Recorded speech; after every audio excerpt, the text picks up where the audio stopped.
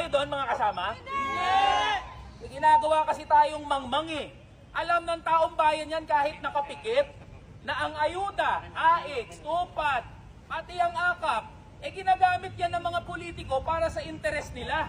Kaya nga sila yung paulit-ulit na nai-elect eh. Kaya nga sila yung paulit-ulit na nailalagay sa iba't ibang posisyon ng kapangyarihan dahil nangangapital sila sa desperasyon at pangangailangan ng mamamayan. Alam nyo mga kasama, di naman talaga concerned yung mga congressman at mga senador sa kalusugan natin eh.